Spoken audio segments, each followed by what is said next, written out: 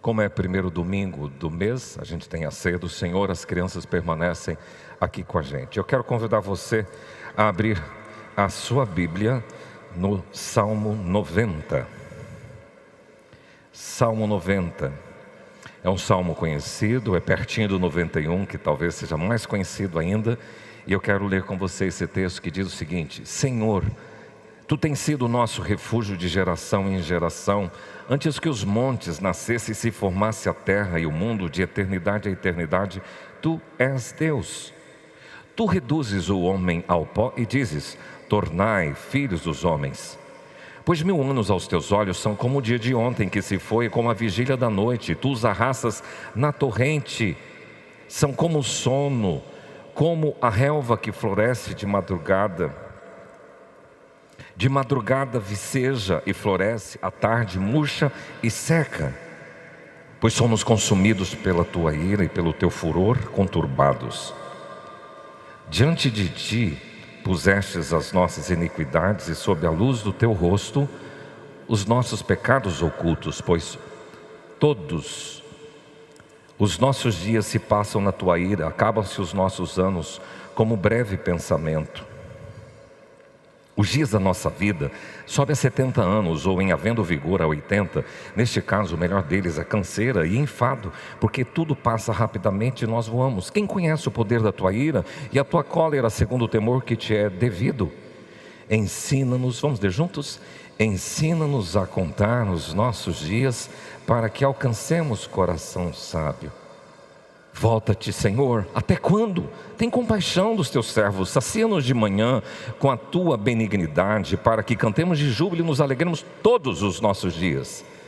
Alega-nos por tantos dias quantos nos tens afligido, por tantos anos quantos suportamos a adversidade. Aos teus servos apareçam as tuas obras, e aos seus filhos a tua glória. Seja sobre nós a graça do Senhor, nosso Deus, confirma as obras de nossas mãos. Amém. Salmo de Moisés. Quantos salmos tem na Bíblia registrado de autoria de Moisés? Só um, só 90. É reconhecido o mais antigo escrito sapiencial dos salmos. Porque os salmos eles foram escritos por vários autores, né? E Moisés é o mais antigo deles. Depois vem Davi, Salomão, os filhos de Corá, os filhos de Asaf, ou Asaf. Então vários salmos lindos, são 150 salmos. E Moisés, por incrível que pareça, tem uma bagagem fenomenal, né? Vocês já ouviram dizer que Moisés tem uma vida dividida em 3 fases de 40 anos, porque Moisés viveu 120 anos. A primeira fase foi a fase do Egito, ele participou da escola do Egito. A segunda fase é a escola de Midian. A terceira fase, a escola do deserto. Porque na primeira fase ele foi criado como príncipe do Egito. Ele era filho de uma escrava hebreia. E ela teve este menino, colocou num cestinho, foi achado pela filha de Faraó e foi criada na escola de Mênfis, no Egito, o berço da sabedoria egípcia. E ele ficou ali até os 40 anos, e já homem formado, um dia teve um problema, ele ia matar, ou matou, na verdade, um egípcio. E isso trouxe alguns problemas, ele teve que fugir, ele fugiu para as terras de Midian, que na verdade é na Arábia. E lá ele ficou 40 anos sendo um pastor de ovelhas, agora não um príncipe do Egito, mas agora um pastor de ovelhas, enfrentando o calor, que vocês estão enfrentando aí, que nem que eu, enfrentando o frio do deserto. Engraçado que no Sinai, quando a gente faz a visita para Israel, a gente sobe no Sinai de noite. A gente sai 1 da madrugada para subir o Monte Sinai, e é muito frio, à noite muito fria, mas durante o dia é muito quente. E ele passou esses 40 anos aprendendo a ser ninguém. Os primeiros 40 no Egito, aprendendo a ser alguém. Agora no deserto, aprendendo a ser ninguém. E agora ele entra na escola do deserto, porque Deus o chama para liderar o povo durante 40 anos. E ele sai do Egito em direção à terra prometida. E ele agora é o libertador, conduzindo um povo no deserto. E ele agora consegue ter a sua identidade certa. Na primeira fase, eu posso, eu consigo, eu aconteço. Na segunda fase do deserto, eu não posso, eu não consigo. E agora, na terceira fase, Deus pode. E foi esta a síntese da história de Moisés nessas três fases, porque se você quiser uma confirmação, a Bíblia diz que ele viveu 120 anos. Está lá em Deuteronômio 34:7. Tinha Moisés a idade de 120 anos quando morreu, e não se lhe escureceram os olhos, nem se lhe abateu o vigor. Ele morreu forte. É isso que o texto bíblico está dizendo. Morreu vigoroso. Mas a Bíblia diz duas coisas importantes sobre Moisés: que ele era foi um dos personagens das Escrituras que falava face a face com Deus. E a segunda curiosidade acerca de Moisés é que ele era o homem considerado o homem mais manso da terra. Esses textos estão em Êxodo 33:11, que falava face a face, e Números 12:3, muito manso, mais do que todos os homens que havia sobre a terra. Então ele tem uma bagagem para escrever pelo menos um salminho. Eu creio que Moisés tem uma história que compensa saber o que ele quer dizer com esse salmo. E esse salmo eu gosto de utilizar muito em ofício fúnebre, porque é um salmo que fala da transitoriedade da vida humana e da eternidade de Deus, e ele faz um contraste muito interessante sobre isso. E a gente usa muito esse salmo nos ofícios fúnebres. E eu quero pensar hoje com vocês a seguinte temática: em 2023, não esqueça. E aí eu vou falar o que você não deve esquecer. Então diga para a pessoa que é ao seu lado: em 2023, não esqueça. Não esqueça o quê? Em primeiro lugar, não esqueça que você é vulnerável. Então diga para o seu irmão: não esqueça que você é vulnerável. Veja que quando o povo andava no deserto, sem lugar próprio, nômade, um lugar sem residência, sem condições básicas sanitárias, sem água encanada, sem ar-condicionado, um lugar rústico, ele de repente aprendeu a dizer: Senhor, nesse lugar inóspito, horrível, no lugar difícil, o Senhor é o nosso refúgio. E de geração em geração, o Senhor é o nosso refúgio. E antes que os montes nascessem e se formasse a terra e o mundo, de eternidade a eternidade tu és Deus. Eu imagino Moisés então falando esse salmo, olhando para uma noite linda, uma lua linda, um céu estrelado, dizendo: Deus, o Senhor é o nosso refúgio nesse deserto, nesse mundão acabado. Aqui eu queria pensar com vocês sobre a sua humanidade, que é frágil e vulnerável. Uma humanidade muito exposta. Na verdade, se você sair dessa noite, deste culto, com essa consciência da sua vulnerabilidade, o seu senso de carência, o seu senso de limitação, o seu senso de pecado, o seu senso de dependência, está ótimo. Porque é isso que Deus vai falar ao meu coração e ao seu, através dessa poesia de Moisés. Vulnerabilidade significa o que pode ser ferido, o que pode ser atacado. As pessoas vulneráveis são aquelas pessoas que estão desprotegidas em alguma situação frágil.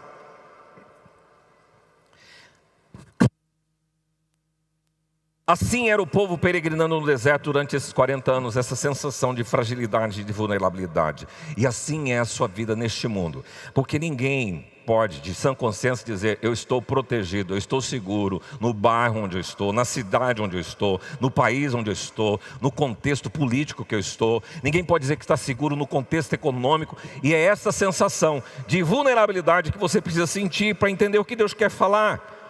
É tipo assim, o homem, o ser humano está exposto, vulnerável diante das agruras da vida, diante das asperezas, da escabrosidade. Olha que nome estranho, algo escabroso, horrível. Os desgostos da vida, os dissabores, as circunstâncias árduas e complicadas, todos vocês estão suscetíveis e vulneráveis. E aí pergunta o Chapolin Colorado: quem poderá nos defender? Se a vida é essa. E aí a gente vê uma declaração logo na cara do salmo, no início, como introdução, de um lugar seguro, de uma posição estável. Ele diz que o Deus que ele tem é seguro, estável. Uma declaração nítida de estabilidade, de proteção e de segurança. Senhor, tu és o meu refúgio. Não dá para viver sem Deus, é o que Moisés está dizendo. Não dá para enfrentar o mundo, não dá para enfrentar o sistema, não dá para enfrentar a política, a economia, as relações sociais, não dá para enfrentar a justiça do mundo, não dá para se manter em pé sozinho. Todos nós precisamos de amparo, e muitos têm parado no meio do caminho, chutado o balde, desistido da vida, porque não entenderam que são vulneráveis e dependem de um Deus estável e seguro. Gabriel está aqui hoje. Cadê você, Gabriel?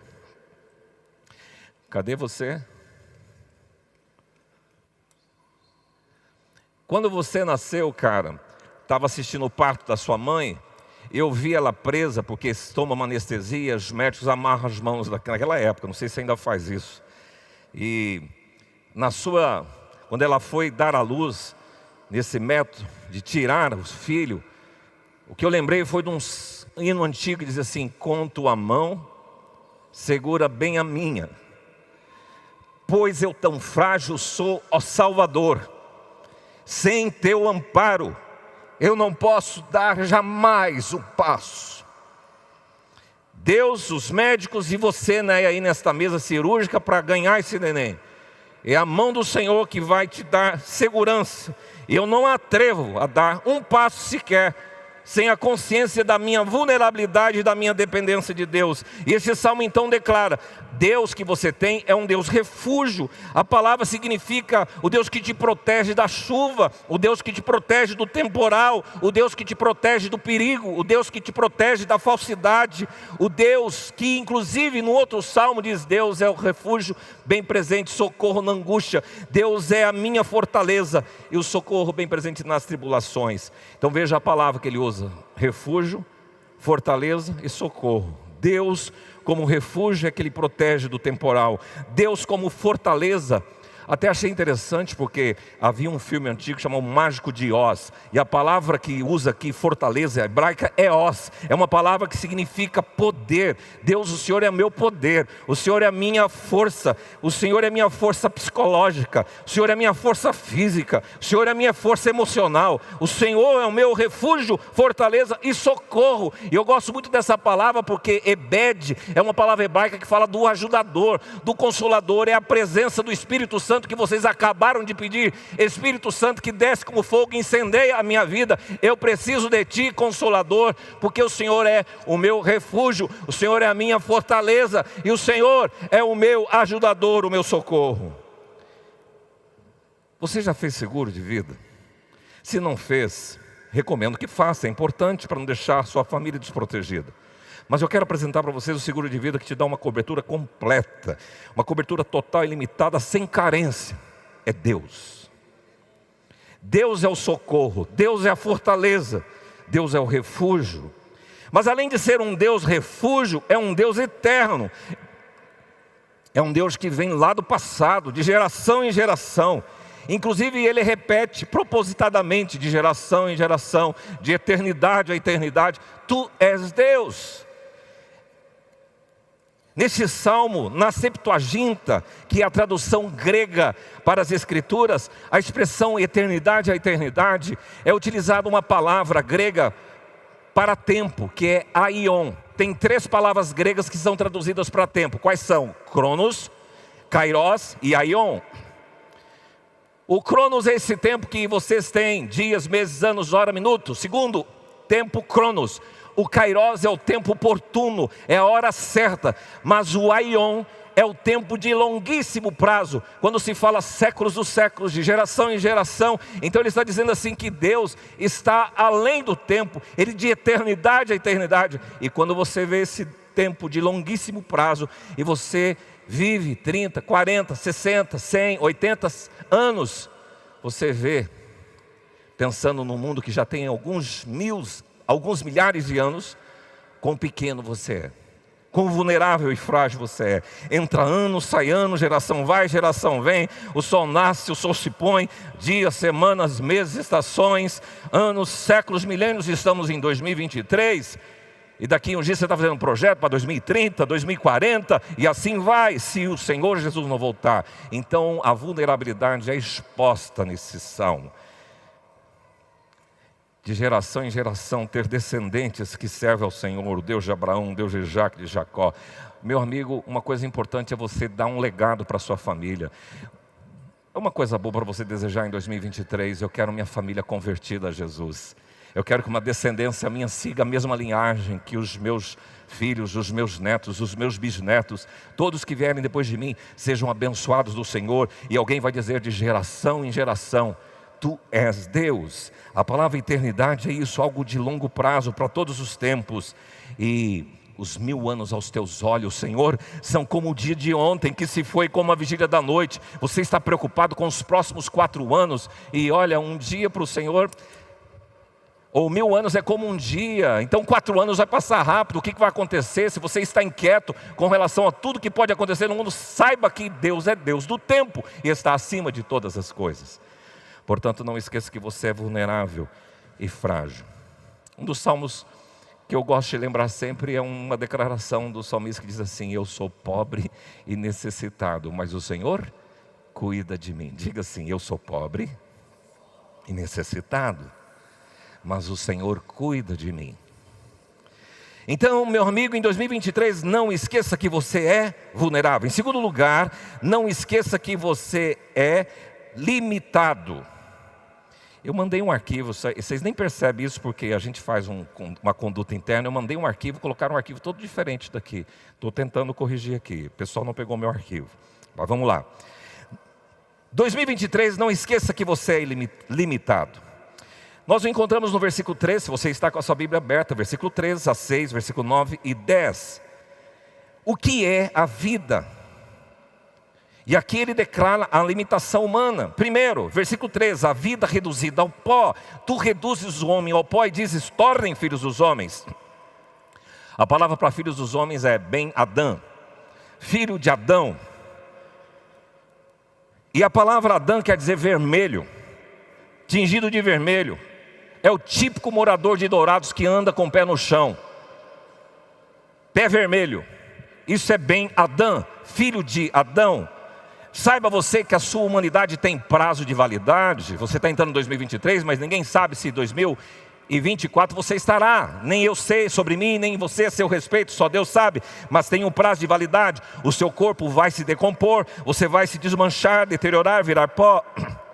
Por isso, reconhecendo que você é limitado, por que tanta arrogância? Por que tanta prepotência? Por que arrotar grosso? Por que tanta vaidade? Quem você pensa que é? Por mais que você tenha, a morte nivela todos os mortais, independentemente da raça, da cor, da posição social, da cultura, da inteligência, da capacidade, dos talentos e os dons. Então, a vida reduzida ao pó. Segundo, dentro dessa limitação, nós temos aí no versículo 5, a vida levada pela torrente. Torrente é uma inundação repentina. De repente, vocês viram esses dias, saibam vocês quando vocês vão fazer seu turismo, em lugares que tem cachoeira, se tiver chuva por perto, muito cuidado. Porque de repente, aquele lugar é inundado e muitas pessoas morrem. Isso é muito comum. E aqui ele está dizendo da torrente, Deus arrasta você na torrente, é isso que ele está dizendo. Transbordamento, algo que foi derramado, o caos do sul esses dias, muitas pessoas impedidas de entrar na BR-101, porque houve muita chuva e alguns montes desmoronaram, ser arrastado pela corredeira. Mas ele diz, além da vida ser reduzida a pó, a vida ser levada pela torrente, versículo 4, a vida como sono. Diz o texto que os teus olhos são como o dia de ontem, como a vigília da noite, e os 5 são como um sono. A vigília da noite tem a ver com a escuridão, com o breu, com as sombras, com o ocaso, com o tempo de recolhimento, com o tempo de descanso, com o tempo de sono. E você sabe que todas as vezes que você deita numa cama e você vai dormir, você entra numa outra dimensão, há uma entrega sua ao desconhecido, porque você não sabe se você virá no outro dia. Minha mãe ensinou a fazer uma oração antes de dormir, era assim: agora me deito para dormir, guarda-me, ó Deus, em teu amor. Se eu morrer sem acordar, recebe a minha alma, Senhor, amém. Eu acho que eu orei só quando era criança. Mas achava interessante, alguém inventou essa oração: se eu morrer sem acordar, recebe a minha alma, Senhor, amém. O sono Você divaga em sonhos. O sono é o descanso e refazimento dos órgãos do corpo. O sono te realinha o cérebro, a memória, organiza, ajusta os comandos e você acorda pronto, refeito, descansado, reorganizado e preparado para enfrentar um novo dia. E cá para nós, 2022 foi para mim um ano regulador. Eu estou com muita dificuldade de dormir depois das 9 horas. É tão bom dormir cedo para acordar cedo. Hoje, os madrugadores e que caminham façam exercício de manhã. Que horário que está clareando o dia? Aqui em Dourados? 4h30. Então, se a gente dormir cedo, dá para acordar cedo. Agora, se a gente dormir tarde, não dá. Pois bem, o sono, o texto diz assim que a vida como um sono que amanheceu, virou ano. Estamos em 2023, mas o texto continua no versículo 5 ainda, a vida é como relva, como a relva que floresce de madrugada, versículo 6, de madrugada viceja e floresce, e à tarde murcha e seca. Relva tem a ver com grama, com pasto, com ervas, que floresce, que segue o ciclo, que cresce, que passa, que muda, que brota. Eu tive recentemente uma experiência com uma formiga. A gente sempre teve coisas boas das formigas, não é? Vai ter com o preguiçoso. Vai ter com a formiga, ó preguiçoso, não é isso que o provérbio diz? Mas esse dia eu fiquei muito chateado com as formigas, que eu acabei de plantar a jasmim gardênia, bonitinho, no dia seguinte estava tudo pelado. As formigas trabalharam aquela noite e cortaram tudo. Aí falei, puxa, que chato, fui lá, arrumei veneno para colocar no formigueiro e resolvi o problema. Aí os brotinhos aguando, todo dia a plantinha ela começou a brotar. E a vida da gente é como relva, que um dia está bonita, viceja, mas depois murcha, seca e vai ao pó. É um ciclo de nascimento, crescimento, florescimento, frutificação, produção, perder o viço e o vigor e sequidão e morte.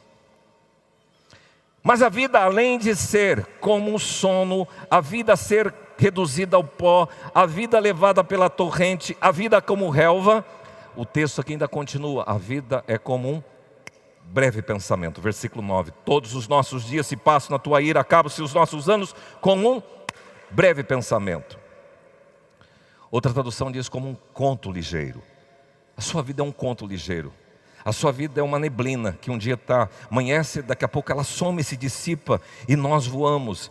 E aí a pergunta, meu irmão, em 2023, não esquece de reconhecer a sua limitação e olhar para Deus, porque onde é que Deus está? Aí no versículo 3 a gente vê o reforço para quem se reconhece limitado. Tu reduzes o homem ao pó e dizes, tornai filhos dos homens. Quer dizer, Deus está no seu atributo do poder. Ele dá ordens, tornem filhos dos homens. O cara morreu e se ele quiser, levanta, a pessoa levanta. Aqui demonstra a autoridade de Deus, o poder sobre a morte, sobre a vida. É aquela ordem de Jesus lá em Betânia, Lázaro vem para fora. Ele é poderoso para ressuscitar aquele que está morto. E na ressurreição dos mortos, conforme a narrativa de Paulo na primeira carta aos Tessalonicenses 4,16, o Senhor mesmo, dada a sua palavra de ordem, ouvida a voz do arcanjo e a ressoada trombeta de Deus descerá dos céus, e os mortos em Cristo ressuscitarão primeiro. Um dia haverá uma palavra de ordem, túmulos abram-se e todos os mortos irão ressuscitar em Cristo, a primeira ressurreição. Mas tem a segunda ressurreição em que todos ressuscitarão. Então Deus do poder, mas aqui também diz do Deus do ontem, de hoje e de amanhã. 1000 anos aos seus olhos são como o dia de ontem. O Deus que está sempre presente, o Deus que não dorme o guarda de Israel. De dia não te molestará o sol, nem de noite a lua. Ele quem te guarda, guardará a tua direita, a tua saída, desde agora e para sempre. O Deus que trabalha no turno da noite, trabalha para aqueles que nele esperam. O Deus que dá provisão a você enquanto você dorme. Isso está lá no Salmo 127. O Deus do eterno agora. Mas além do Deus do poder, além do Deus que também é o Deus do ontem, do hoje e do amanhã, é o Deus que tem domínio sobre a natureza. Versículo 5, tu os arrastas na torrente. Quem é este? Que até o mar e o vento lhe obedecem. Ele tem poder sobre as tempestades, sobre os tsunamis, sobre os vulcões, sobre os ventos, sobre as granizos. E aquele Salmo 29 diz: ouve-se a voz do Senhor. A voz do Senhor é poderosa, a voz do Senhor é majestosa. A voz do Senhor quebra os cedros, sim, despedaça os cedros do Líbano. A voz do Senhor faz da cria as corças. A voz do Senhor é poderosa, sob a ordem de Deus. Então, quando você tem a sua limitação, você se apega no poder de Deus. Você se apega na ordem de Deus, na confiança de que Ele tem domínio sobre a natureza. E um Deus que aplica a sua ira, porque no versículo 9, os nossos dias se passam na tua ira.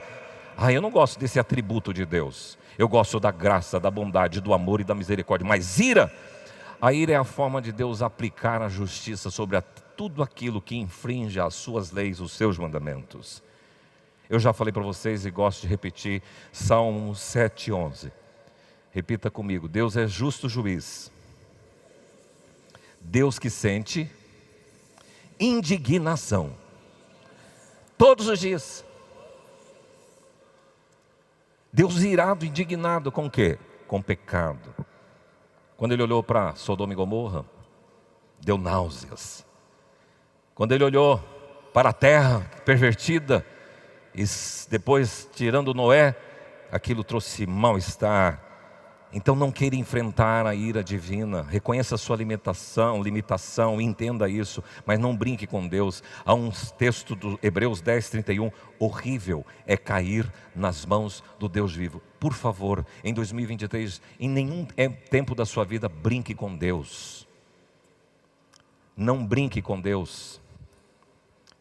Terrível é cair nas mãos do Deus vivo. E 2023, não esqueça que você é vulnerável, não esqueça que você é limitado. Agora, não esqueça que você é carente.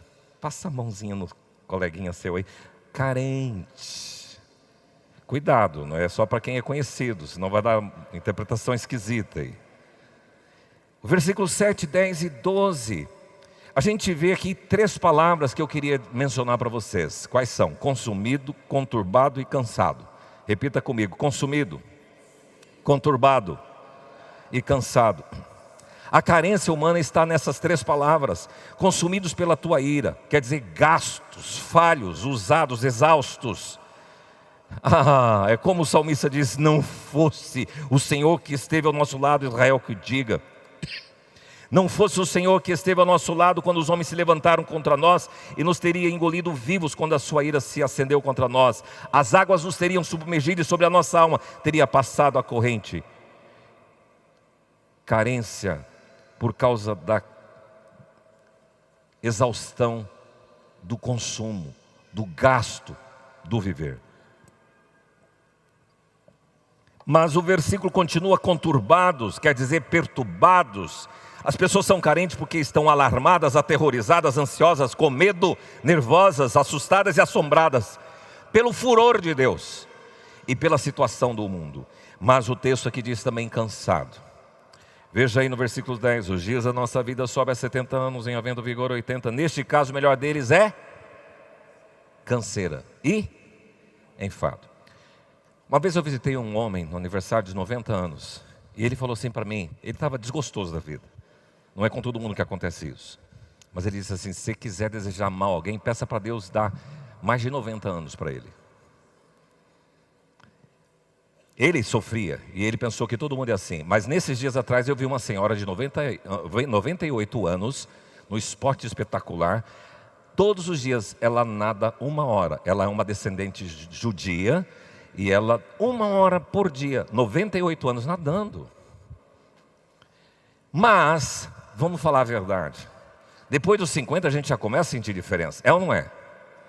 E vem 70, em havendo vigor 80, depois disso, o que a Bíblia diz, o Moisés diz? Canseira e enfado. E ele viveu em pleno vigor com 120 anos. Mas pela média que ele viu na população do deserto, é isso, passou de 80, é canseira, é dor, é infortúnio, é dificuldade para levantar, para amarrar sapato, faz xixi, quase tem que ir para o banheiro 3, 4 vezes na noite. Não é isso que a gente enfrenta? A gente, estou me incluindo com vocês. Pois bem, conturbados, cansados e consumidos. Agora, para uma população assim, aí a gente entra no versículo 12. Uma carência suprida por um paciente, professor. Se eu sou uma pessoa carente, pela conturbação da vida, pela canseira da vida, também pela forma de consumo que exaure as minhas forças, eu preciso declarar: ensina-nos a contar os nossos dias para que alcancemos coração sábio. Deus se apresenta aqui como um pedagogo, como um professor. Ele sabe, ele tem conhecimento, habilidade para ensinar. E os seus discípulos sempre recorrem a ele. Uma vez os discípulos chegaram para Jesus: ensina-nos a orar. E Jesus diz: vós orareis assim: Pai nosso que estás nos céus, ensina-nos. Os discípulos de Jesus estão agora fazendo como Moisés, chegando para Deus dizendo: Deus, nos ensina a viver, ensina a contar os nossos dias para alcançar corações sábios. O que quer dizer? Senhor, me ajuda a ver o que o Senhor tem para mim de cada dia. Tem um livro que eu recomendo para você, chama A Liturgia do Ordinário. Pode anotar aí, é um bom livro. A Liturgia do Ordinário. É uma mulher que escreve e ela fala desde quando você levanta, Deus presente, quando você dobra os lençóis da sua casa, quando você vai para o seu sanitário, você escova os seus dentes, faz as suas necessidades, ela começa a perceber Deus em todas as etapas da sua vida. Quando você senta à mesa, quando você vai para o trabalho, quando você retorna, a liturgia do ordinário, o serviço a Deus do cotidiano. Então ele está dizendo: ensina a valorizar cada momento do meu dia, da minha vida, para alcançar um coração sábio. Sabe qual é o tema que nós definimos como equipe ministerial para 2023? Sabedoria para viver. Nós precisamos de sabedoria para viver nesse mundo. E aqui Moisés está pedindo: ensina-nos a contar os dias para alcançar coração sábio. Quer dizer, vive intensamente o momento que se chama hoje. Ou, por favor, cuidado você que fica vivendo o passado. Ah, se eu tivesse casado com aquele homem. Ah, se eu tivesse permanecido naquele emprego. A C do passado aprisiona as pessoas. Muito cuidado também para você não ficar ansioso com o futuro, inquieto com amanhã. O que vai acontecer com o país? O que vai ser agora? Aumentou o combustível, como é que vai ser? Vocês viram os ministros dos homens? E aí a pessoa fica inquieta, ansiosa. E Jesus chega assim: meu amigo, para de ficar preocupado quanto ao dia de amanhã. Olha para os pássaros, olha para os lírios. Busque em primeiro lugar o reino de Deus, e as outras coisas Deus vai suprir. Fica tranquilo. Portanto, não vos inquieteis com o dia de amanhã, disse Jesus. Mateus 6,34. Basta para cada dia o seu próprio mal. Então cuidado com o passado, cuidado com a ansiedade do futuro. Viva hoje, ensina a contar os nossos dias. O momento que eu estou vivendo hoje, amanhã pertence a Deus, o seu futuro está nas mãos de Deus. Volte a cantar aqueles hinos: que segurança sou de Jesus, por Ele agora vivo na luz. Nele, ó que descanso em Jesus encontrei, Cristo por mim, que consolação tem meu coração, descansando no poder de Deus. Nele, o meu Deus é o Deus do impossível. Creia nele, descanse nele. Você que percebe a sua carência, aprenda a descansar em Deus. A sua carência só pode ser suprida, curada, restabelecida em Deus. Caso contrário, você vai se acabar em ansiedade, em depressão, em medo, em revolta, em fobias, em angústias, em doenças e um monte de infortúnios que a vida tem para dar. Descanse nele. Vamos recapitular comigo em 2023, não esqueça: em primeiro lugar, que você é, diga comigo, vulnerável. Segundo, limitado. Terceiro, quarto, não esqueça que você é pecador. Tem gente que acha que não peca mais. Tem gente que já está até acostumada com o pecado, que nem percebe que peca mais. Assiste coisa que não devia assistir, vê coisa que não devia ver, fala com a boca coisa que não devia falar. É pecado. Tem sentimentos que são cultivados dentro do seu coração E aí você tem que pegar esse texto e voltar para ele. Olha o versículo 8: diante de ti puseste as nossas iniquidades, e sob a luz do teu rosto os nossos pecados ocultos. Então aqui eu queria dizer duas coisas básicas. Primeiro, a consciência do pecado que você e eu devemos ter é do tipo daquela consciência que Davi e Paulo tiveram. Olha o que Davi diz no Salmo 51: eu conheço as minhas transgressões, e o meu pecado está sempre diante de mim. Pequei contra ti somente, e fiz o que é mal perante os teus olhos, de maneira que serás tido por justo no teu falar e puro no teu julgar, porque eu sou um pecador inveterado. Eu nasci na iniquidade, e em pecado me concebeu a minha mãe. E ele diz: o pecado está sempre diante de mim. Ei, não brinque com o pecado. Segundo a consciência de Paulo, ele começa a reconhecer, quanto mais próximo da caminhada com o Senhor Jesus, ele diz: eu sou um pecador, mas lá no final da vida eu sou o principal dos pecadores, sou o pior dos pecadores. A consciência de pecado que você e eu devemos ter. Agora, tem 3 classificações aqui que eu queria que você pensasse comigo, que a gente às vezes bagunça tudo. Repita comigo: iniquidade, pecado oculto, transgressão. Não é tudo a mesma coisa? Não. O pecado oculto, o pecado é a nomenclatura geral que envolve todos os tipos de pecados que você comete. Mas aqui ele está delimitando o pecado oculto, que é aquele que às vezes você, sem perceber, cometeu. Os segredos, as coisas escondidas, pecados em pensamentos. E como a Bíblia descreve que o seu coração e o meu é desesperadamente corrupto, é fácil de cometer pecado oculto. Não tratados, são pecados não confessados. Será que tem gente aqui que teve um pecado que não confessou e não tratou? Eu posso garantir para vocês que tem. Isso é pecado oculto. E aqui diz que Deus sabe tudo. E por que você ainda não tratou com Ele? E por que você não tratou diante das pessoas com as quais você também infringiu e pecou contra elas? Mas tem um outro tipo aqui, que é a iniquidade.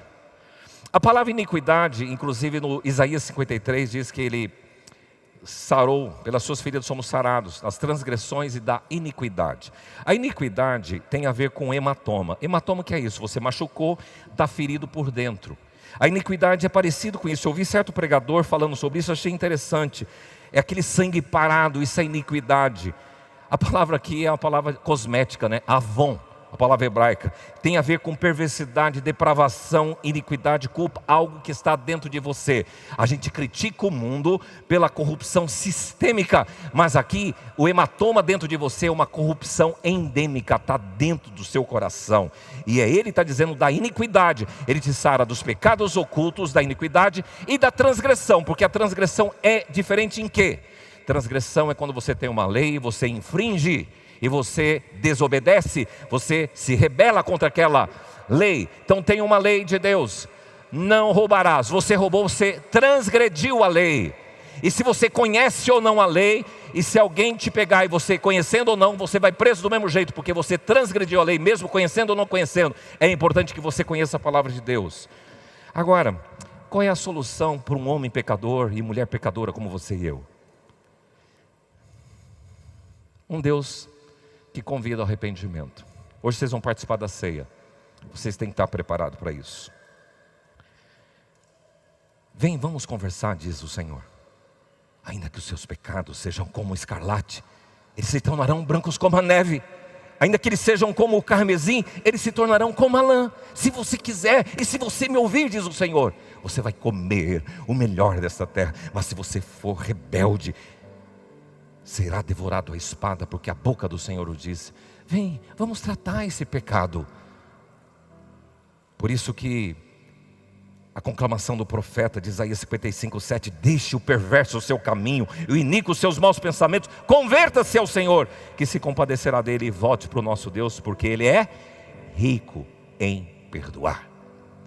E aqui eu queria mostrar o caminho por onde transita o perdão de Deus. Primeiro, reconheça o seu pecado, arrepende-te, confessa o seu pecado a Ele.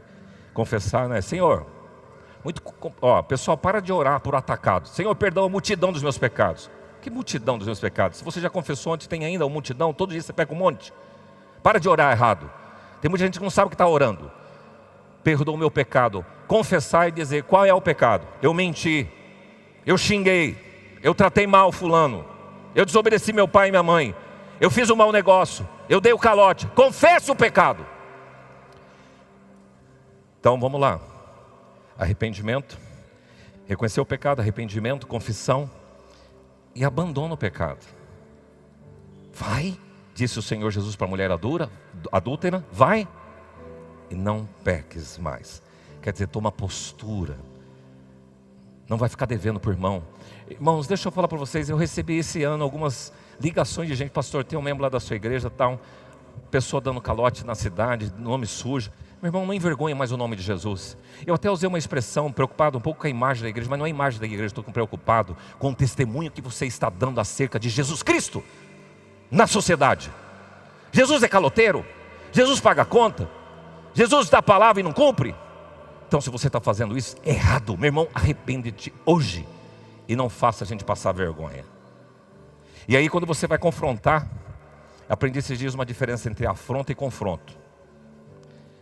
Muitas pessoas entendem que confrontar é afrontar. Afrontar é você pegar o cara pelo colarinho e desrespeitá-lo.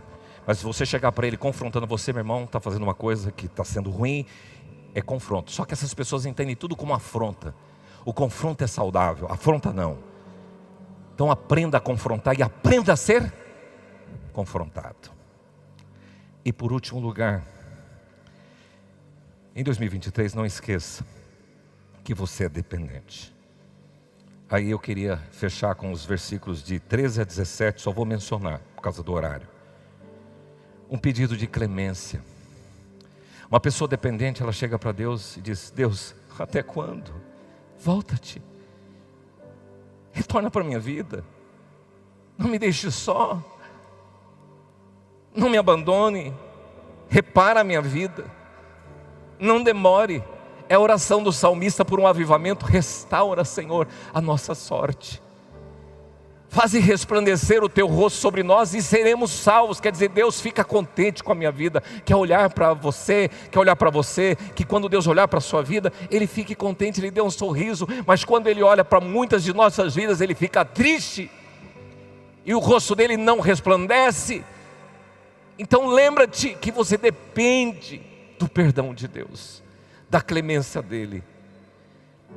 E aí mostra uma completa dependência, porque ele diz inclusive o seguinte: dependência da compaixão do Senhor. Tem compaixão dos teus servos. Deus, compaixão quer dizer, muda o seu pensamento. Tenha pena de mim, tenha misericórdia, alivie e conforta. Então você começa a perceber a compaixão de Deus. Na sua dependência você depende da bondade de Deus. Versículo 14, sacia-nos com a tua benignidade, com a bondade de Deus. Está satisfeito com a bondade de Deus. Terceiro, versículo 14, para que cantemos de júbilo e nos alegremos. Sacia, Senhor, com a tua alegria. Cara, a alegria do crente não é festa, não é o time que ganha, não é a Copa do Mundo, não é a pessoa que você mais ama no mundo, não são as viagens que você faz.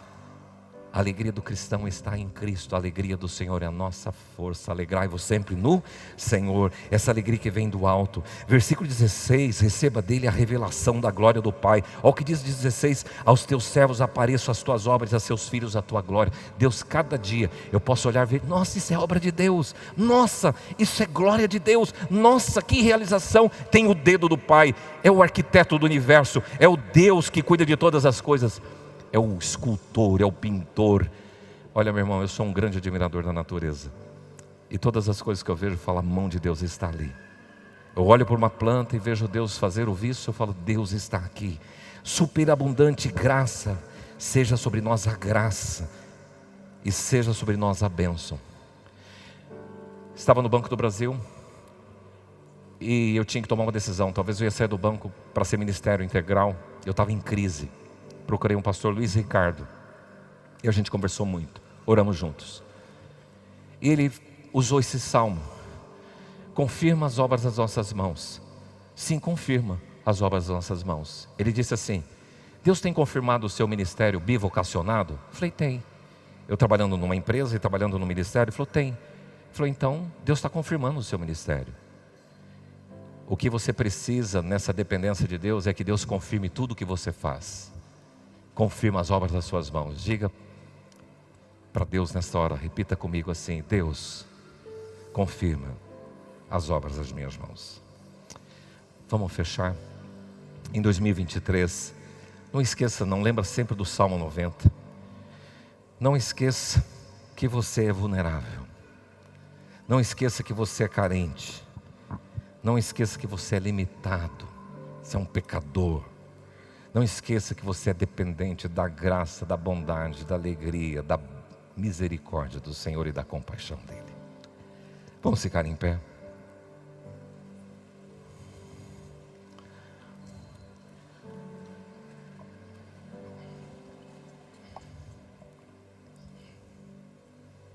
Pai, humildemente na Tua presença estamos.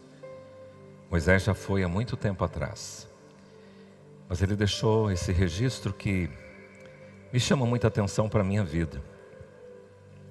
E eu espero que nesta noite o Senhor tenha falado no coração de muita gente aqui. Se tem coisa que a gente tem carregado na nossa vida, a gente não quer continuar levando e vivendo aos trancos e barrancos. Nós queremos aqui declarar que nós somos vulneráveis, carentes, limitados, pecadores, dependentes totalmente da graça, da bondade, da bênção, Senhor, da Tua parte. Faz isso, coloque em ordem, que todos aqui estejam dispostos a colocar em ordem.